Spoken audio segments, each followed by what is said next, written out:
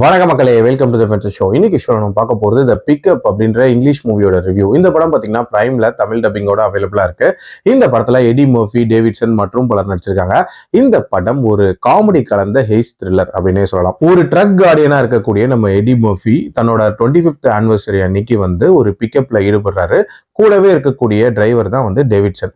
இவங்க ரெண்டு பேரும் போற அந்த ட்ரக்கை பார்த்தீங்கன்னா ஒரு மர்ம பெண் ஒரு கும்பலோட அட்டாக் பண்றா. அவ தான் ஜோயி.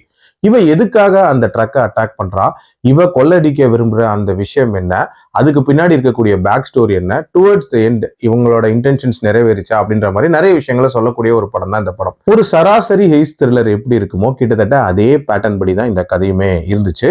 இன்ஃபேக்ட் ஸ்டார்டிங்ல அந்த ட்ரக்கை டார்கெட் பண்ணி கொள்ளடிக்கக்கூடிய அந்த காட்சிகள் அப்படின்றதெல்லாம் நல்லாவே எடுத்திருந்தாங்க. அதுக்கப்புறம் ஜோயியோட இன்டென்ஷன் இந்த ட்ரக்கையும் தாண்டி வேற ஒரு விஷயம் அப்படின்றது ஒரு மாதிரி எக்ஸைட்டிங்கா தான் இருந்துச்சு. இதுக்கப்புறம் பயங்கரமா பிக்கப் ஆக போகுது கதை அப்படின்னு நம்ம எதிர்பார்த்துட்டு இருக்கும்போது ஒரு மாதிரி மொக்கையா கொண்டு போயிட்டாங்க அப்படின்னே சொல்லலாம். அதுக்கு முக்கியமான காரணம் ஜோயியோட பிளாஷ்பேக் அப்படின்றதே பெரிய லெவல்ல இம்பாக்ட்ஃபுல்லா இல்ல.